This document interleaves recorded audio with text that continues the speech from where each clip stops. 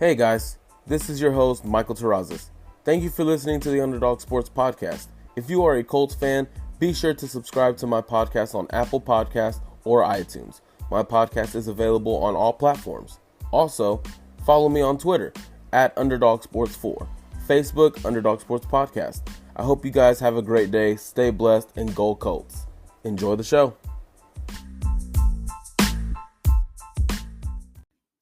Welcome back to another episode of the Underdog Sports Podcast, guys. It is draft week. We have been waiting for this for like 3-4 months now. For us Colts fans, we've been focused on it since probably the beginning of December, and it's finally here. 72 hours away from the first pick in the draft. The Colts do not have a selection as of right now on day one of the draft. That is subject to change, but the likelihood of that happening, we don't know. We don't know. But getting into it, guys, the Colts have 7 picks. Chris Ballard came on and he said he would like to have more picks. So I'm gonna start off with that. Having more picks. I'm pretty sure, Chris Ballard, remember, he likes them picks. Last year, he traded back. He gained some more picks of this future second rounder from Washington. This year, expect a trade. When I'm looking at the number 34 pick, I feel like that's the most opportunistic pick to trade out of. Throughout this whole draft, I feel like that's going to be his best option to trade out and get the best package possible. It's a unique position because we don't know what the draft is going to fall, but you have so many options at 34. You can go best player available. You can try your hand in improving the secondary even more. You could probably add on to the defensive line. You can add on a great interior piece for the offensive line. Some depth. You can go for a future tackle, a wide receiver, maybe a quarterback. There's all sorts of options. And considering how deep this draft is, in my opinion, I got to say, draft trading back should probably be the go here. It should probably be the go here for the Indianapolis Colts. I'm kind of rooting for it unless, there's a great talent at 34 that we just cannot pass up. So that's what I'm thinking for the number 34 pick. I have my mock draft later in the show, and I'm pretty excited to reveal that to you guys. So let's hop into it. Some last tidbits on the Colts and their draft decision making and everything. What are we going to look at when it comes to this quarterback position? Mainly, I want to discuss Jordan Love because that is, the fan favorite among Colts fans. Jordan Love, Jordan Love, Jordan Love. Although I have, countless times said that we need to move on from Jordan Love. We need to stop only looking at Jordan Love. It's almost looking like a possibility that Jordan Love can slip to the number 34th selection. I'm looking at some mock drafts. Most of them don't have him going in the first round. I'm looking at team needs. The biggest thing when it comes to Jordan Love is, can he make it past number 29? Because you already know San Francisco, Kansas City, they're not going to go quarterback. But when you look at New Orleans, Drew Brees, you don't know when he's going to hang him up. We always talk about how Jordan Love is a guy who needs to sit for a year. What a way to sit when you're behind Drew Brees. Let's say Tampa Bay shocks everybody and selects Jordan Love to sit behind Tom Brady. New England, they need a quarterback. Will he go there? I do not know. But let's hypothetically say Jordan Love, falls to number 34. He's available. Colts are on the clock. You have a need at wide receiver. There's the option to trade back. You could potentially draft a future tackle, or you can take the future quarterback. Chris Ballard has been very vocal the last 3 months. You can't force anything, especially at the quarterback position. You cannot force it. So when we look at Jordan Love, is that forcing it? Because I know when Andrew Luck retired, someone put out a tweet. I can't remember who specifically, but they tweeted out, Chris Ballard really likes Utah State quarterback Jordan Love. Now, guys, remember, he's scouting like 5,000 prospects. He could really like 500 other prospects. It doesn't mean he's going to do everything he can to try and get Jordan Love. I keep hearing trade up for Jordan Love. Why are we trading up for Jordan Love? Why? We have needs on this team, but we're going to trade everything for a guy who's not even going to play in year one. We have needs on this team. Phillip Rivers is ready to compete. Add wide receiver, add offensive line depth, add playmakers. You don't need to trade everything for Jordan Love. We don't know who he's going to become. It's a tale of two seasons. I get it. And people who try to compare Jordan Love to Patrick Mahomes, stop.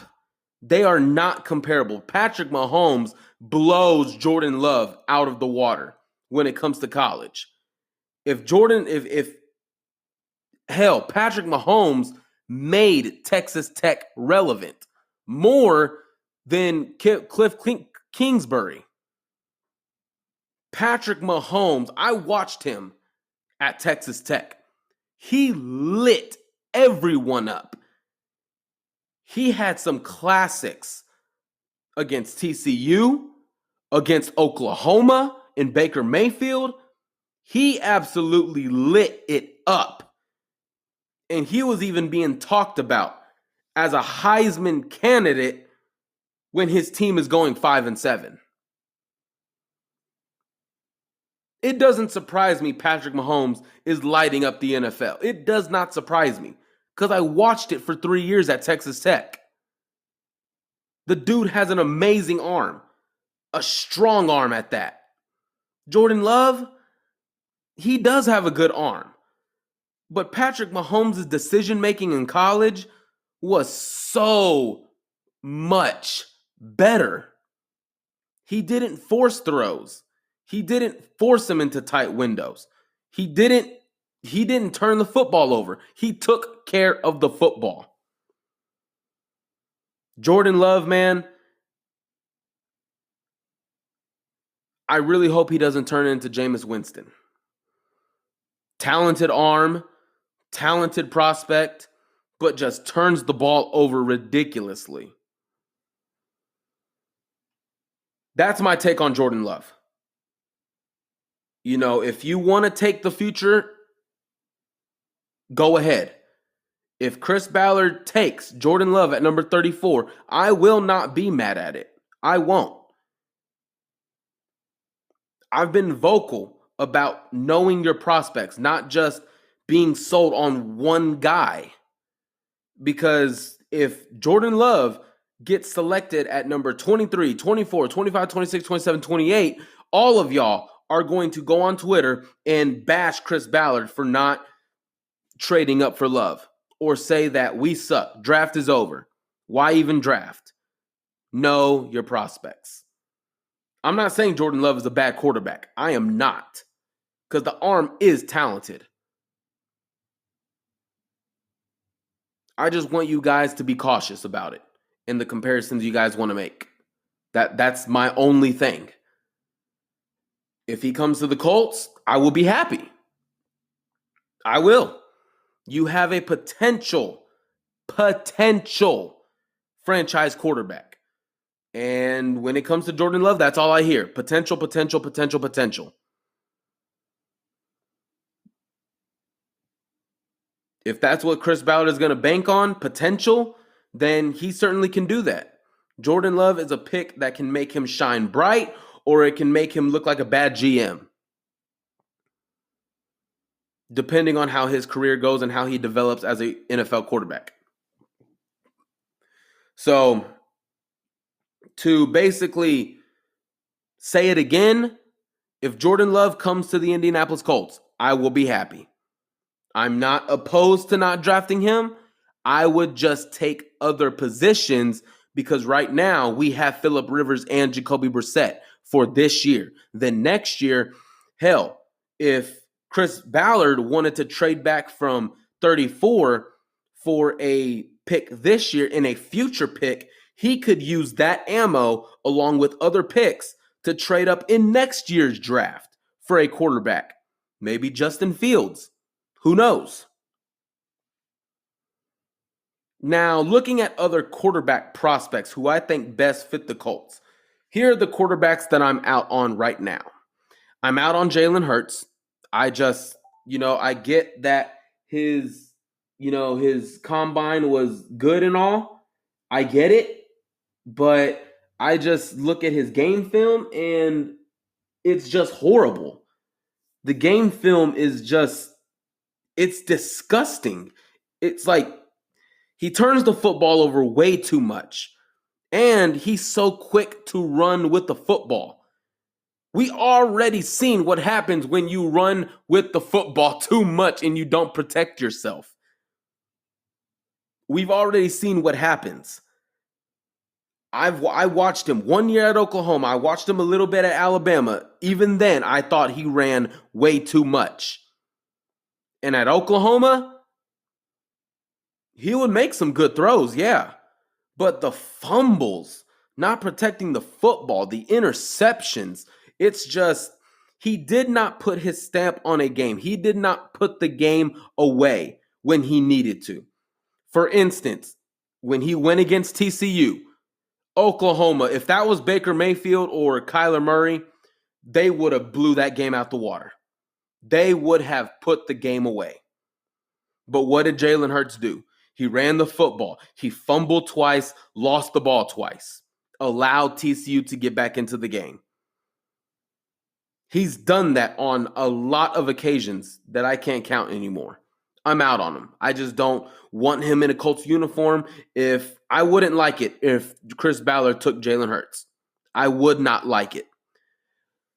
When it comes to quarterbacks that I am all in on, it's three of them.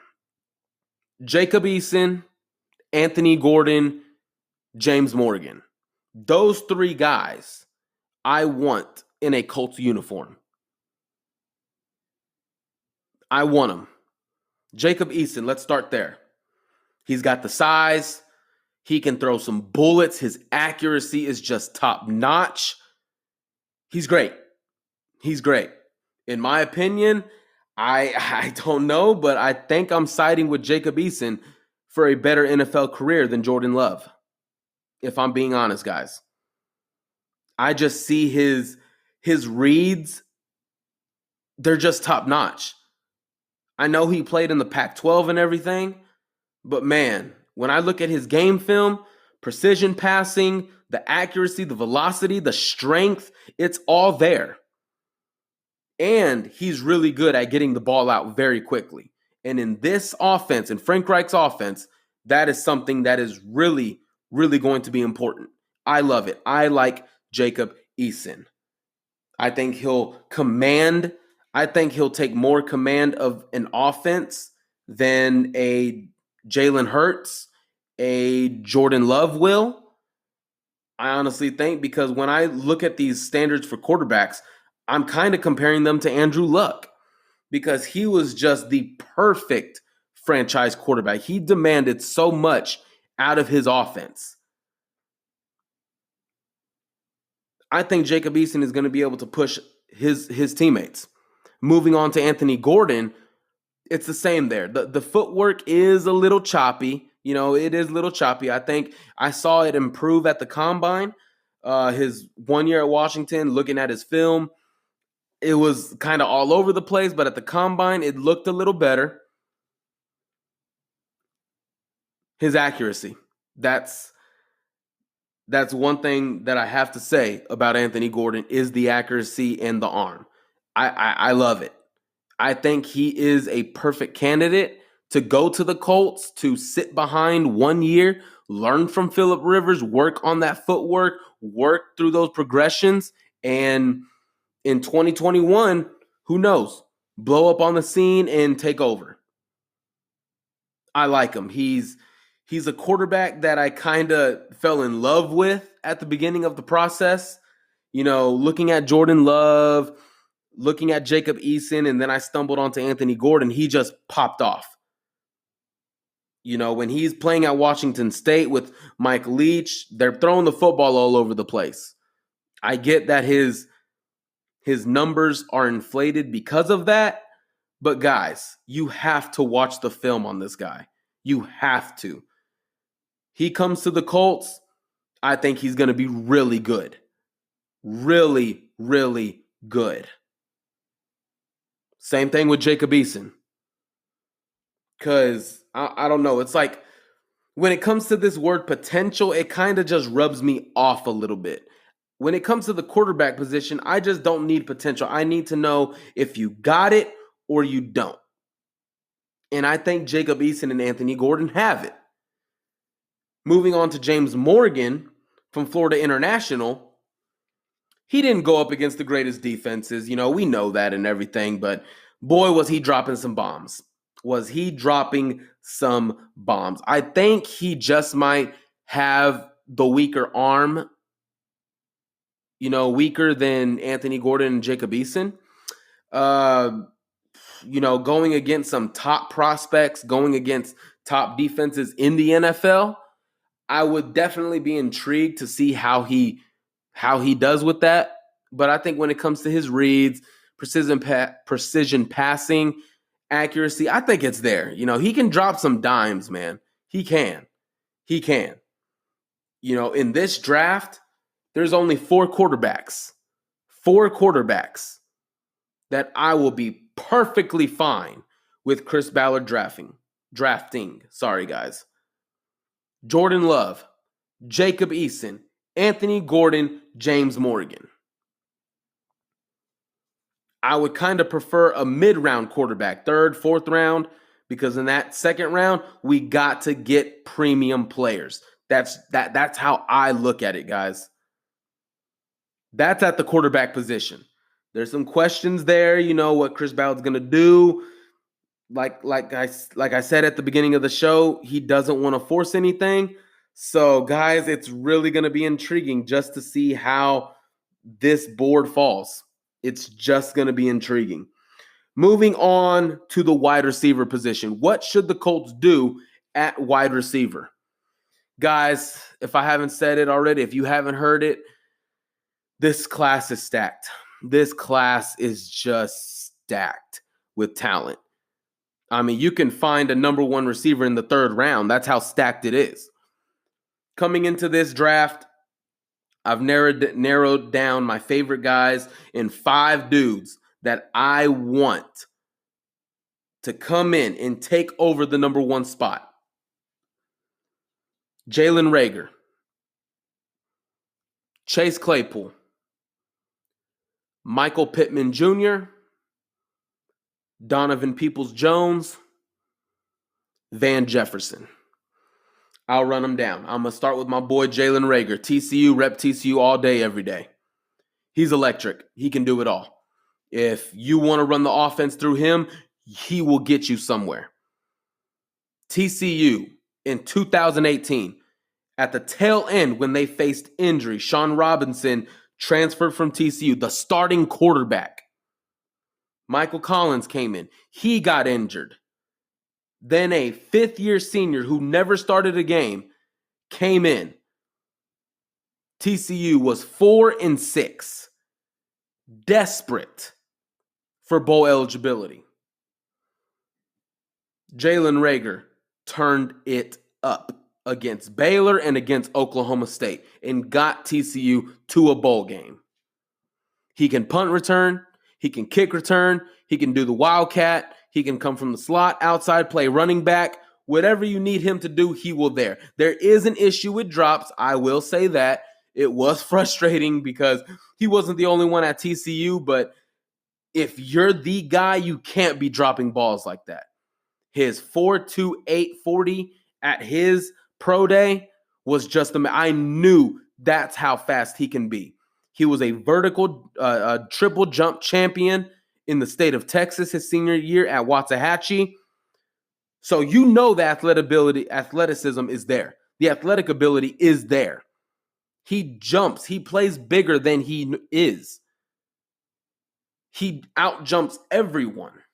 He outjumped the entire SMU secondary before halftime on a Hail Mary. Y'all got to go look up that highlight. Jalen Reagor is the real deal. He is the real deal. If he can clean up those drops, guys, look out. We have a monster on our hands. You know, I know some of you are wondering, wow, what's up with Denzel Mims? I would want him, guys, but I just don't think Denzel Mims is getting out of the first round.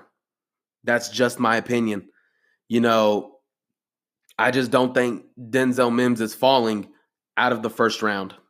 I just don't see it. I see too many needs at wide receiver in those 20 ranges with those teams. You know, San Francisco, New England, Green Bay, Philadelphia, Minnesota. You know, I just see too many needs there.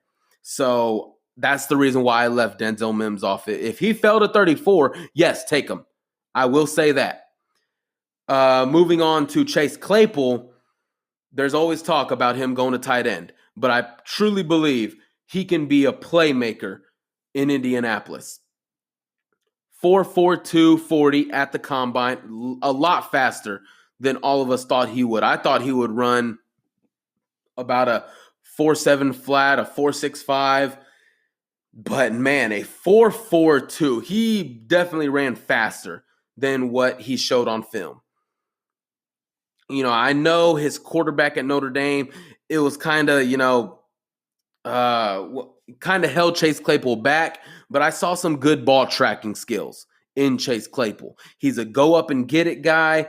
I know they were comparing his combine numbers, his numbers to Calvin Johnson, and what a compliment. If he can turn into Calvin Johnson, man, oh man, secondaries are going to be really hurt in the NFL. There's not anything I don't like about him. Big hands, great catch radius. It's just off the charts. Chase Claypool, a potential number one guy. If he struggles at wide receiver, he can always come to tight end. He will be a mismatch. So I think if you get Chase Claypool, I think it's a win-win situation. If it doesn't work out at wide receiver as you hoped, always move him to tight end. Get him matched up on linebackers. And he'll destroy people. So it's a win-win. Going to Michael Pittman Jr., I see a little bit of Reggie Wayne in him. You know, good hands, good solid hands, a good route runner. Not too explosive, but when you throw the ball his way, you know he's going to catch it. And that's what I see in Michael Pittman Jr. I wasn't too high on him, but I went and dug deeper into film. And it just popped off to me. I don't know if I got the wrong film. I don't know. Of the wrong player, I don't know. But his route running, his agilities, catch radius, it's all there, guys. It is all there. He can also jump and go get it. I think he's a perfect candidate for a number one wide receiver. You know, if not a number one, he'll be a great number two receiver. He'll have to grow into it, obviously, but it's all there. Donovan Peoples-Jones. He is definitely a prospect. He is definitely one people are a little skeptical of. Just looking at his Michigan stats, He never got over 700 receiving yards at Michigan. I think that's a testament to John Harbaugh and his inability to get his best player the football. I know in the Big Ten, they got some defenses, Northwestern, Wisconsin, Ohio State. I know they got some guys there. But my goodness, there was the inability at quarterback with Shea Patterson, not able to drive the ball down the field.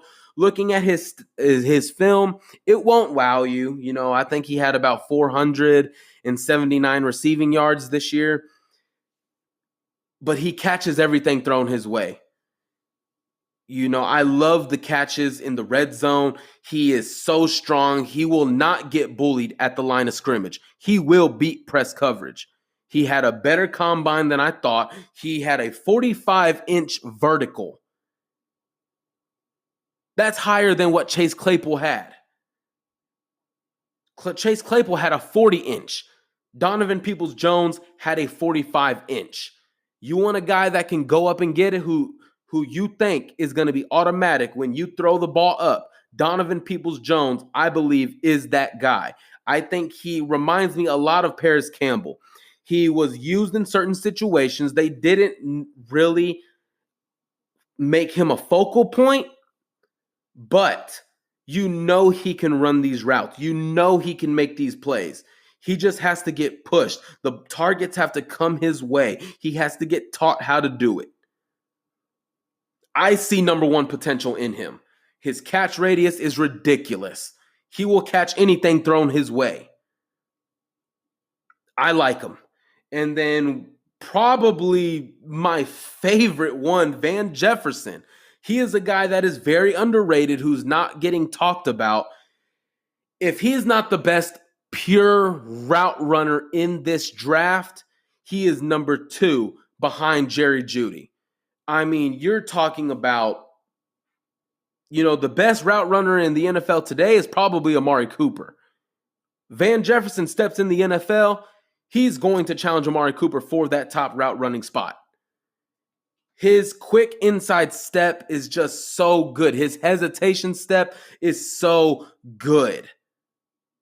He won't exactly, I guess you could say, wow you with, I guess you could say, Michael Thomas or, big things like that.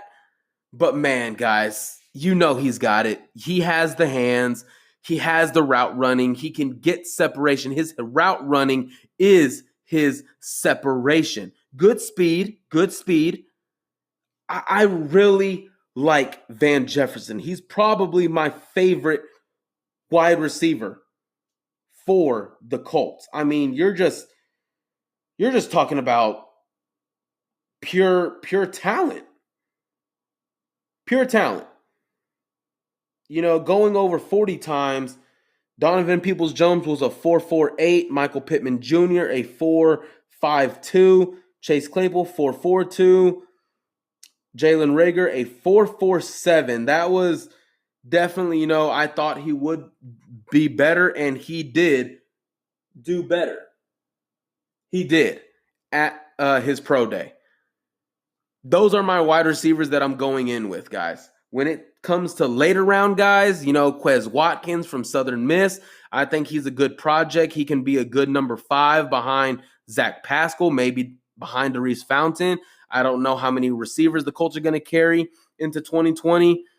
Maybe another big body in Colin Johnson. If you want to go reach for Tyler Johnson from Minnesota, he's a good one as well. He's a good route runner too. He's got sure hands. He was a 1,000-yard receiver at Minnesota. So the talent's there. The talent is there. You got so many guys. Antonio Gandy-Golden from Liberty, who's another Chase Claypool type player who will just overpower anyone and catch whatever's thrown his way. Devin Duvernay, a speedster, good route runner. James Prochet from SMU, speedy guy. Gadget guy. There's options in this draft, and the Colts have a lot of options to bring in some quality talent at quarterback and wide receiver position. It's just all there. It's there for the taking for the Colts. We're going to take a quick break, but when we come back, I'm going to dig into the offensive line and probably some other positions that the Colts have already addressed, but should they address it even more in the draft? I'm going to have my mock draft coming your way. So, guys, we're going to be right back after this quick break. Welcome back, guys. Getting into the offensive linemen. There's a lot of options for the Colts. Unfortunately, at that number 13 pick, you had some intriguing options. You could have had guys like Andrew Thomas, maybe a Mekhi Becton, a Jedrick Willis, guys like that. At the number 34 pick, though, I think you'll still have some good options. Josh Jones could potentially be there from Houston. With Josh Jones, his film doesn't really, it's not, I guess you could say all that. He's another potential guy. When I compare him, I'll probably say him and Austin Jackson are probably two of the same guys. Josh Jones probably, I think, has a higher ceiling than Jackson. You also look at Ezra Cleveland, who's actually gaining a lot of heat right now. Picking up steam in his draft process here. I'm hearing quite a bit of good news on Cleveland. He might just be a first-round pick this year. Cleveland is elite. He is elite. He can do it all, man. He can pass block. He can run block. He'll impose his will on a guy. If he's there at 34, he's a guy you can take. Build again, keep building for the future. Do you invest that high of a pick for a guy who probably won't even play the next 2 years? I don't know. I know, with the Philadelphia Eagles, they did take Andre Dillard in the draft. They did take him when they had Jason Peters, but he sat for 1 year. And Jason Peters is still a free agent right now. So Andre Dillard will take over that spot. I don't think this is going to be the same situation. I think Anthony Costanzo will be here for the next 2 years. I don't know if you invest that high of a pick in a lineman. When I'm looking at probably the third round range, I'm probably looking at Sadiq Charles from LSU, Matthew Pert from Connecticut. I'm looking at a couple of these guys and I'm saying that could be a area of need, a good area to pick up a solid tackle. There's a guy, my guy from TCU, Lucas Niang. He is a right tackle. He did not allow a sack in 2017 at all. He did not allow a sack at all. Unfortunately, in 2019, his career was kind of, not career, his season was kind of cut short with a surgery he had to have after the Texas game. But nonetheless, man, he does not get beat at all. Could he potentially move over to left tackle? I certainly think he can. I certainly think, he has the athleticism, the muscle, he has the quickness, he doesn't let anything get by him. So I think he's a good potential there in the second round, maybe at the number 44 pick. Looking at other guys maybe in later rounds, my personal favorite, a Terrence Steele from Texas Tech. Looking at him at the Senior Bowl, he performed a lot better. He performed a lot better than his film showed. He went up against guys like Javon Kinlaw, Caleb Chase. He went up against some of these guys, and he really showed out. He went against Bradley Anai, Neville Gallimore. He went up against some good dudes, and he performed pretty good. So I think grabbing Steele probably in like the 5th round, maybe 4th, that'll be a good pickup. When it comes to tackles, there's all kinds of things. There's probably, I'm getting choked up here. Probably only 3 guys when it comes to tackles that I will really want on the team. And that'll probably be Ezra Cleveland, Terrence Steele, or probably a Matthew Pert. Now, with Ezra Cleveland, I've already said it. I think he can be elite. He can be a real good tackle. A guy like that, you got to be able to find a way to get him to play. But I just don't know if the Colts are going to invest that high of a pick where he's projected to be taken at. I just don't think they'll invest that high of a pick in him, especially when they still have Anthony Costanzo. If I'm being honest, guys, expect the tackle to be taken in the mid rounds. If I'm being honest, guys, that's where I'm leaning. That's where I'm kind of thinking Chris Ballard will take a guy.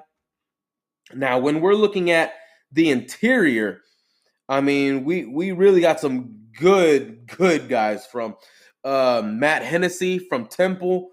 I mean, this guy, he'll just overpower you. 6'4", 302. I mean, what don't you like about him? What can he not do? That's what I'm getting into. He'll overpower you. He'll maul you. He's strong. He's physical. He's quick on his feet. And, do you take him at number 34? Again, do you invest that high of a pick? I don't know if you do. Looking at some other guys here, you got a Nick Harris from Washington, a Logan Stenberg from Kentucky. You got a Tyler Biadasz from Wisconsin. I can never get his name right. I mean, you got a Ben Bredesen from Michigan, Solomon Kinley from Georgia, Yasir Durant from Missouri. You got guys, who can come in on the interior. Mainly, we're probably looking at that right guard spot, if I'm being honest, but also guys who are versatile and that can play probably left guard, center, right guard. Josh Andrews, he could play all three positions, left guard, right guard, center. And if you want to probably take maybe a Ben Bredesen at Michigan, he played all over the place. At the combine, he said he has experience at the center position, right guard position. His natural position is left guard. But I just think if you can put him at a right guard position, him, Logan Stenberg, maybe a Nick Harris, Tyler Biadasz, I honestly think any of those guys will be pretty good. Is Mark Glowinski a trade piece? I don't know. That could be a potential deal right there. Maybe if you want to look at some later round guys, a buddy of mine that's in the draft, Zach Shackelford. He was a 4-year starting center at Texas. Got a little bit of an injury history, but for the most part, I think he'll serve good as a backup. I think he's got some good feet under him. He kind of sometimes gets overpowered by some guys. I know when he played Neville Gallimore, oh man, it was basically it was a feasting. He has some good tape. He did pretty good against Rashard Lawrence when Texas played LSU. So his film is a little bit up and down. I think it's really just because of his injury history. You're looking at guys like Darrell Williams from Mississippi State. Good, strong. I think he's probably a little bit slower. I probably want him to be faster, especially when you're pulling, when you're trying to get to the second level. Just some notable names right there. Another guy from TCU, Cordell Iwuagwu. I can never get his name right, man, even when he was recruited. He's a good right guard. He is a good right guard. He can play center, left guard, right guard. He's pretty strong. His feet are a little bit slower than I want it to be. Hands are good, but overall, I think he'll definitely need to, learn from Quentin Nelson, learn from Ryan Kelly, guys like that. That's when I'm looking at this potential. I would probably go with an interior pick before I go with the tackle, because if Mark Glowinski goes down, Ryan Kelly goes down, you need a guy that can play any of those positions. I'm actually not counting. But if I had to predict, I will predict Ryan Kelly, Quentin Nelson, or Mark Glowinski will go down before Anthony Costanzo. I think Anthony Costanzo is going to be much healthier. He's not going to miss a game this year. And there's always the possibility Glow can get traded. So if I'm looking to pick a lineman, I think I'm picking a guy to probably start right away and fill that void right there if the opportunity presented itself and a trade was to happen. So that's the way I'm kind of leaning in the offensive line category. Looking at some other positions that might need to be addressed. The secondary. They've added TJ Carey. They've added Xavier Rhodes. We don't know how that's going to go. We know he has a hip problem. He's looking to get healthy. A fire was lit in him when Minnesota cut him. So that's intriguing. But I don't think if you're Chris Ballard, I don't think you're banking on that. Because you let go a reliable guy in Pierre Desir. You signed an Xavier Rhodes and another veteran in TJ Carey. You don't know what you're going to get in Quincy Wilson. He's in a contract year. He's the last year on his rookie deal. You don't know what you're going to get. You got a Kenny Moore. You know what he is. A Rocky Sin, you're hoping he takes the next step. He was up and down. He played a lot of good receivers last year. Pro Bowl receivers. He had some good moments. He had some frustrating moments. Marvell Tell, he flashed some potential. I think if you're Chris Ballard, you got to stop people from scoring. You have to, especially when you're looking at the last 5 games of the year. You just got blown out of the water when it came to your secondary. Just blown out of the water. Drew Brees, Jameis Winston. I mean, everyone was throwing a party on the Colts except for that Carolina game. I think if you're going to add someone, I don't think it's going to be a safety, so to say. I'll get to that in a minute. But when it comes to corner, I think that's a pick that you could invest a number 34 overall pick in. If you're looking at an A.J. Terrell from Clemson, he's just such a good corner. He is so good. He will lock anyone down. I know he didn't play that great in the national championship game. Those were some dogs he went against. They got the better of him on that day, but A.J. Terrell is so good, man. When you're looking at a Noah Iganagani from Auburn, 5'11", he plays much bigger. He's a converted wide receiver, but boy, has he turned into such a good corner. He's strong. He is great at press coverage. I think Noah Iganagani kind of reminds me of what Chris Ballard wanted in Quincy Wilson. You saw his potential in press coverage. You saw his potential in man-to-man coverage. And I think Noah Iganagani is that guy who can probably develop better than Quincy Wilson. If you're looking at another guy, if you're thinking about a guy in the mid-rounds, I'd go with Lamar Jackson from Nebraska. In the 4th round, 5th round, you're just looking at some talent, athleticism. Athleticism is important when you're playing the corner position. And boy, does he have it. 6'3". He's got it all, man. He's got it all. He has that potential that you want. If you're going up against some big guys, then you know what? Throw him out there. Throw him out there. In this cornerback class, you got guys like Jalen Johnson from Utah. Another TCU guy, my guy Jeff Gladden. He's probably going to be a top 20 pick, maybe. He's definitely going in the 1st round. But the cornerback class is definitely good. I just think, if you're going to grab a corner, it has to be in the second round. Because that's where the guys, A.J. Terrell, Trayvon Diggs, Noah Iganagani, Troy Pride Jr., those guys are going to be there. There's a name floating around, Miles Bryant. He's just a slot corner. We have Kenny Moore. He is our slot corner, and he can play the outside. So I don't know if I would go his direction. But if you're looking at someone in the mid-rounds, man, I am looking at Lamar Jackson. That's the only name that's popping off to me. There's also Michael O.J. Moutier from Iowa. He's equally as strong. I mean, he plays really good. Really good. Good feet under him. You know, he doesn't get beat by the quick inside step. He's really good at discipline.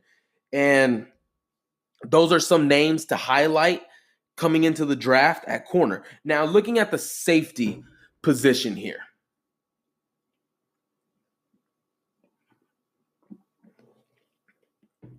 Oh, man, sorry. Just had to get a quick drink. Sorry, guys. Looking at the safety position. Right now, we do have a Kari Willis, a Malik Hooker, and a George Odom. We definitely need someone behind Kari Willis. Chris Ballard isn't signing a safety. You know, I know there were some reports about Eric Berry, but I mean, he just doesn't have a market. And there's also the possibility some people, I don't know why this conversation is rising up right now, but a trade possibility for Malik Hooker. I know when Chris Ballard drafted Malik Hooker, he had, you know, he compared him to almost like an Ed Reed type player. And trust me, that is a huge compliment. I wouldn't say he's lived up to that. He had an ACL injury his rookie year. But I did like how he was playing before that injury. He had already like 3 interceptions before he had that injury. Not probably 4 interceptions, I think. He made some pretty good plays. He tracked the ball down pretty well. But then that ACL happened. And I think, you know, it just takes some time, guys, to work back. It just takes some time. And his third year, this past one, was probably his best season. It was. You know, I know there were a few busted coverages, I know. But me personally, I'm still banking on Malik Hooker. I'm still banking on him. He's still a quality, good safety in my eyes. I think he is. Because when you just look at some of the things he's able to do when he's healthy, it's good. How am I trying to explain this?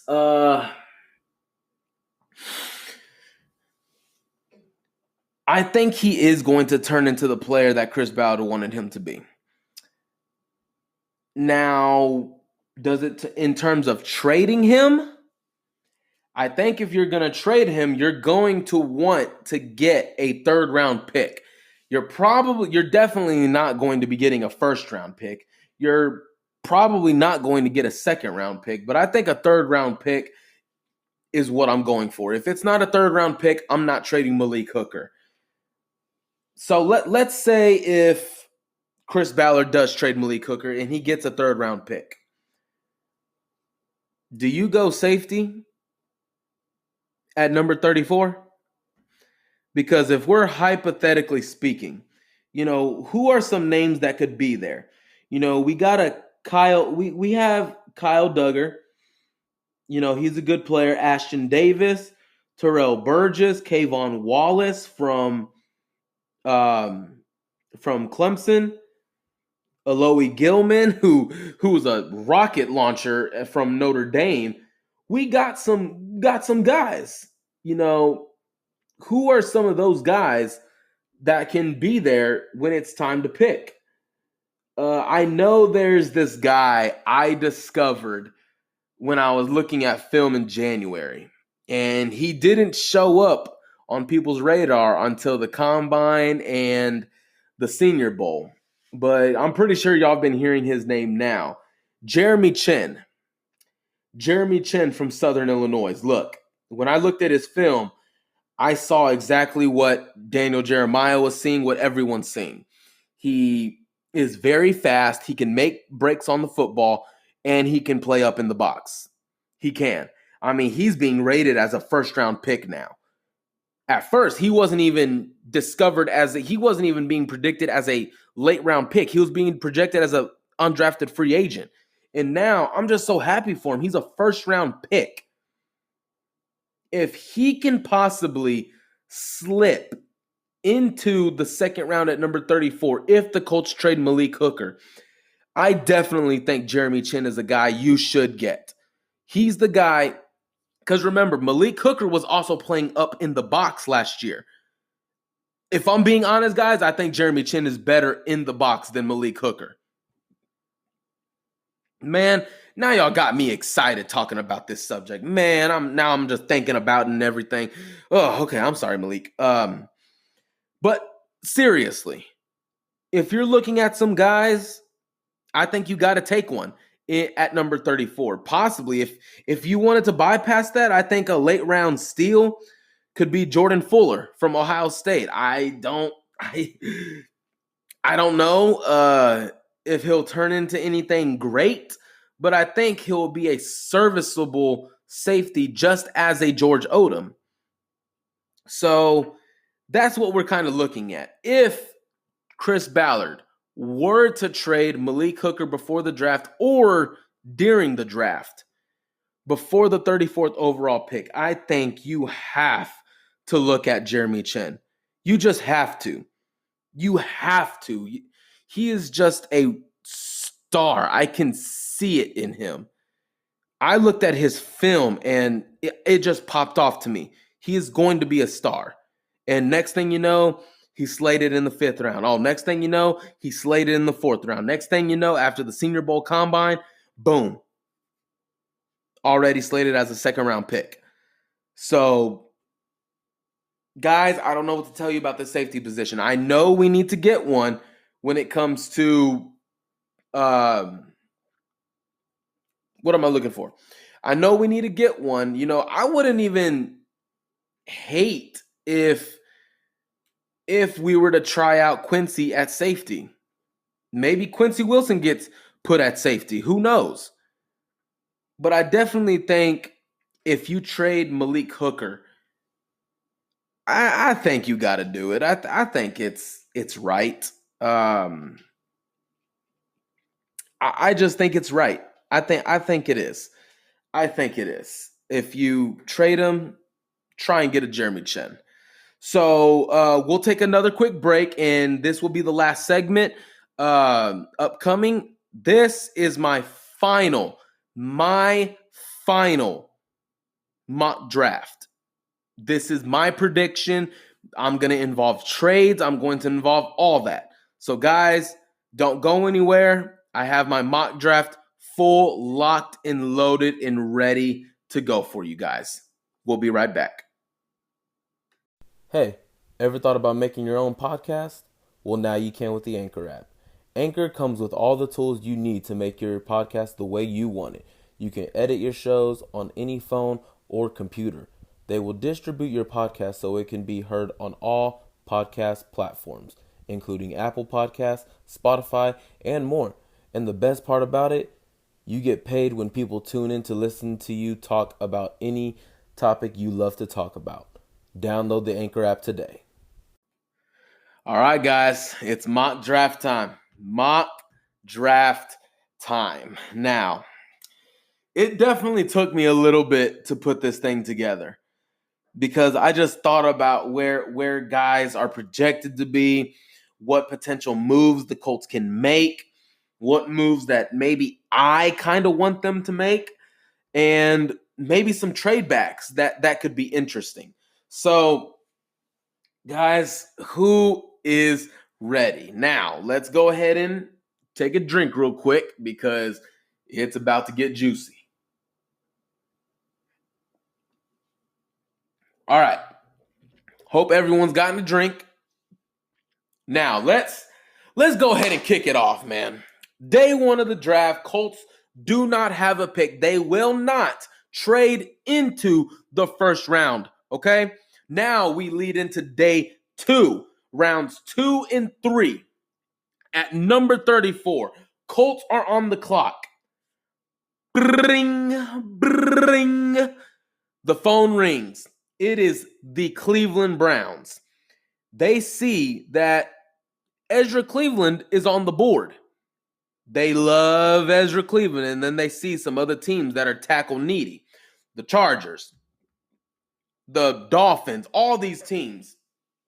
And they tell Chris Ballard, hey, we want Cleveland. Let's make a trade. So, what does he do? The Colts trade the 34th pick to the Cleveland Cavaliers. Are you kidding me? The Cleveland Browns.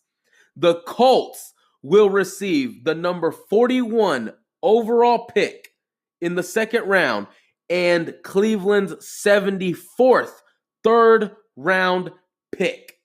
So, few picks later, it is the Colts on the clock. They got they got needs, all right? They got needs. You got premium players at all kinds of positions.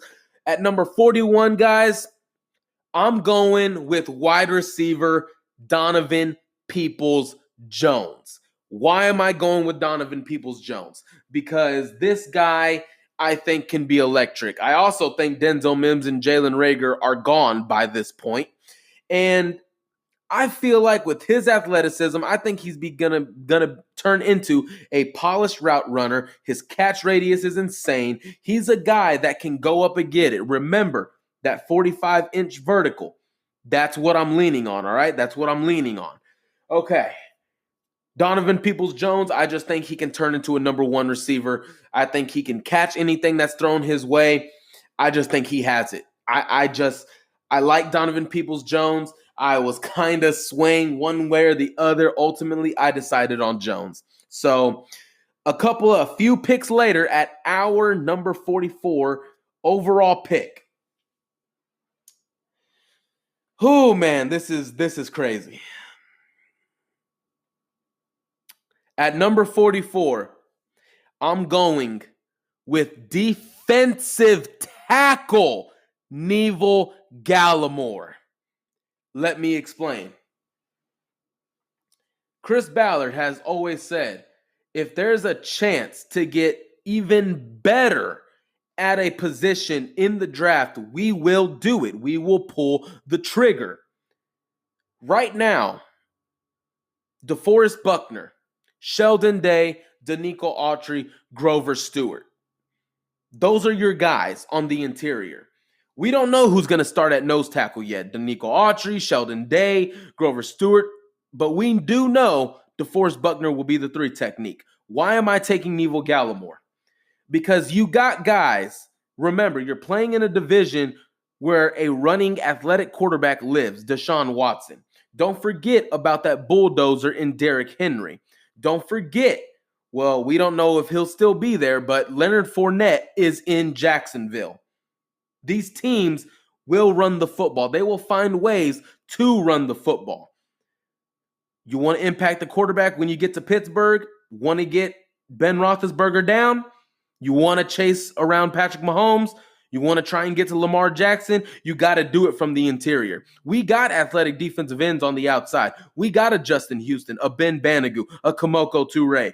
Get these two guys, DeForest Buckner, Neville Gallimore, get those two guys to penetrate the inside, force those quarterbacks out. Then boom, there you go. Extra sacks, easy sacks. Ben Banogu, Kamoko Toure, Justin Houston.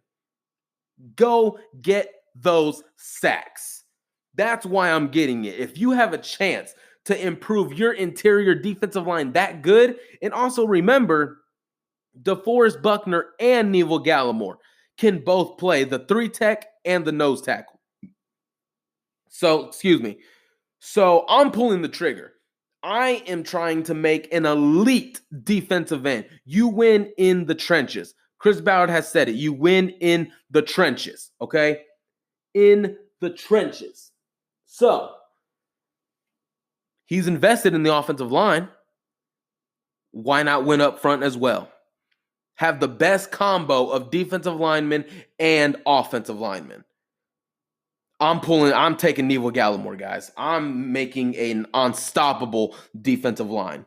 So, we get to Cleveland's number 74 overall pick, the one they traded to us. I am taking tight end Adam Trotman from Dayton. Who is Adam Trotman? He is just a bulldozer of a tight end. He has good speed. He has good hands. I know at Dayton, he didn't face any kind of defenses at all. But what I saw from him is good route running, sure hands, vision for the field. He reminds me of the body type, a Rob Gronkowski. The hands, a Rob Gronkowski. But the way his route running, the way he goes about everything, a Travis Kelce. That's what he reminds me of. So you're also adding in a talented tight end to pair with Jack Doyle. So not only do you have T.Y. Hilton, not only do you have Paris Campbell, Donovan Peoples-Jones, Jack Doyle, but now you're adding Adam Trotman. Oh, man. Oh, man. Oh, man. You're talking about in a system where tight ends are important. You need to grab one in the second or third round in my mind. Potentially fourth round. You got to go there. So when it comes time for the 75th pick, bring, phone call rings again. It is the Las Vegas Raiders. They have a guy who they like, who they're afraid they might just miss out on. They can't miss out on. So they make a trade with the Indianapolis Colts. The Raiders will get our 75th pick, and the Colts will receive the 81st overall pick in the third round, and the Raiders 121 pick in the fourth round. So here comes time for number 81 overall. I talked about it. I'm going to choose interior offensive line over the tackle position. So where am I going? I am going with Ben Bredeson from Michigan. I'm going with him. I like the fact that he spoke about he knows how to play left guard, center, right guard. He will play where need be. His natural position is just left guard. So if Ryan Kelly goes down, if Mark Lewinsky goes down, you have a guy that can plug and play and go get you there. Now, not only do you have to walk away from Mark Lewinsky when he becomes a free agent or possibly trade him, you already have a guy on a rookie deal that can go right in and play in his place. So Ben Bredeson, I'm taking you with the 81st overall pick. So far, guys, tweet at me what you think about this mock draft. Let me know how you feel. Let me know what your options are on it. Now it comes time for our 120 overall pick in the fourth round. I mentioned his name earlier. I'm going with offensive tackle Terrence Steele. He's a rookie. He'll be able to get more. I spoke about how he performed at the Senior Bowl. He'll come in. He'll learn from Anthony Costanzo. He'll learn from those boys. He'll get even better. And when the time comes for Anthony Costanzo to hang up his cleats, Terrence Steele will step in. I think he is a good character guy. I think he fits what Chris Ballard is looking for in the offensive line. I really like his tape. He's big. I definitely think he's better than LaRaven Clark. So, I honestly think he's a better tackle coming out of Texas Tech than what LaRaven Clark was coming out of Texas Tech. That's just how I think. That's how I think about it. So that's where I'm going. All right. So far, we are 5 picks in. Now, right after 120, once again, the Colts are on the clock with 121 in the fourth round from the Las Vegas Raiders. Now, this is an interesting point to be in. It's very interesting because you're sitting here, you're thinking, okay, I've addressed my wide receiver. I got better on the interior. I added a freak at tight end, and I addressed my offensive line. What else is there to do? Do I continue to add to some positions? Is there a quarterback available? I don't know. So I think you get a position even better because this position has struggled in recent years. I'm going with Tyler Johnson, wide receiver from Minnesota. He's another good route runner, another sure hands guy. He's not going to do anything spectacular. He's not going to do anything, fantastic. He's just going to do his job and catch the ball and get yards. Pick up an important third down. He's going to do that. I think he has good potential as a number 5 option, maybe a number 4 option. I think you just continue to add to that wide receiver position because regardless, if you get a quarterback this year or you're sticking with Phillip Rivers, you have got to give him options and give him weapons.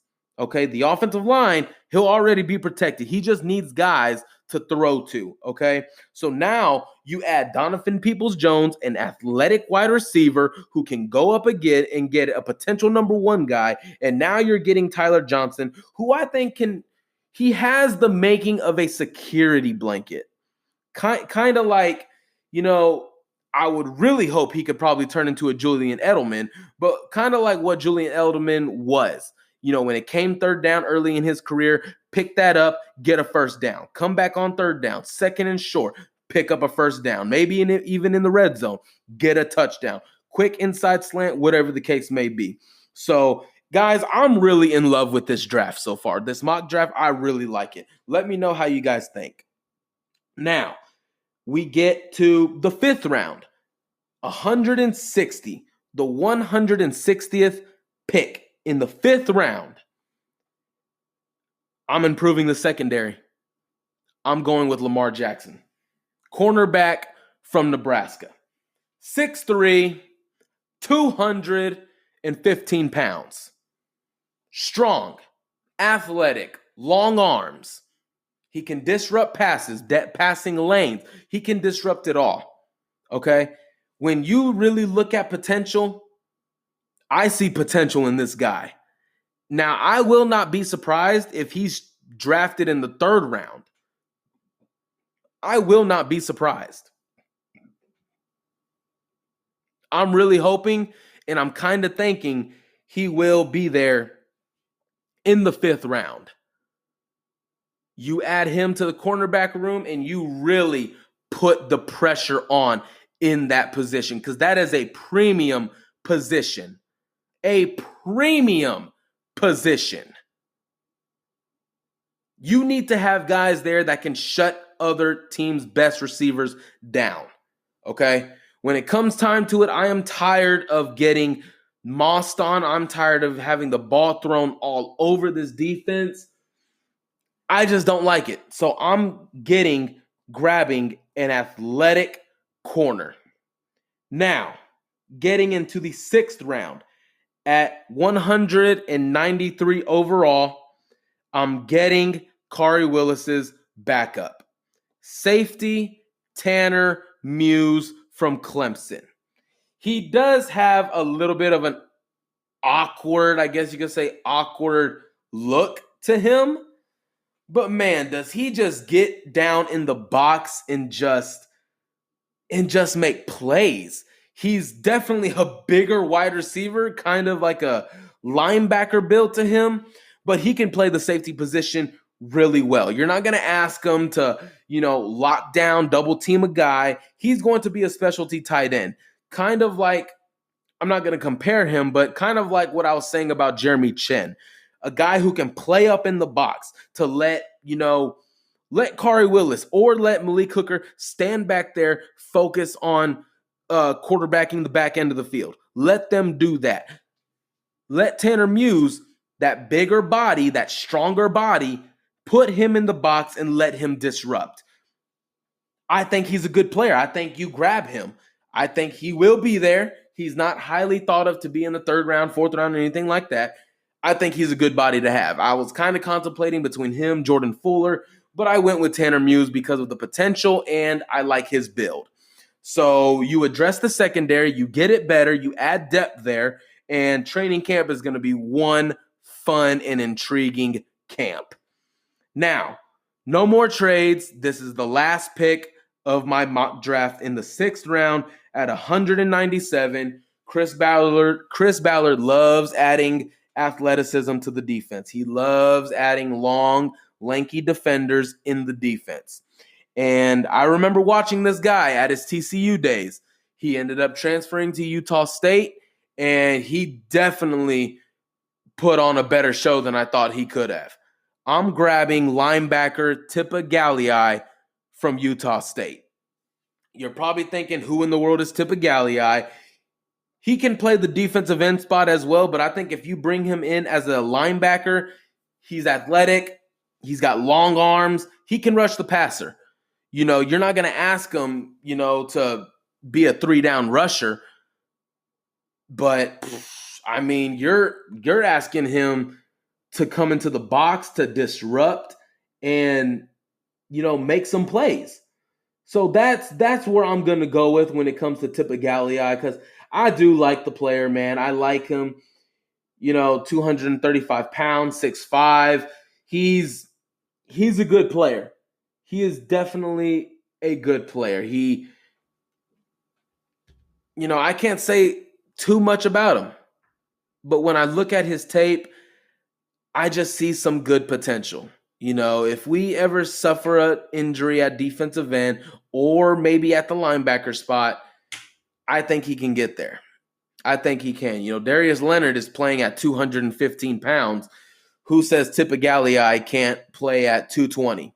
Right now he's 235. So, get him there. That wraps it up in the mock draft, guys. That wraps it up. It is definitely an exciting time right now. I am really hopeful for this draft. It's probably not going to happen. Most likely won't happen. But guys, I truly hope you enjoyed this episode of the Underdog Sports Podcast, guys. I will have this up on my YouTube.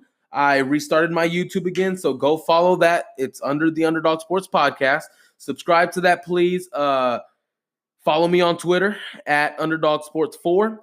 I truly appreciate your guys' time. I hope you guys stay safe out there. I hope you guys, just enjoy your week, man. Just enjoy your week. It's definitely been a long one, and I'm just hoping you guys stay safe out there, all right? It's draft week, guys. Get prepared. It's exciting. I'm excited, guys. I hope you're excited. Y'all stay safe out there, and y'all have a blessed week.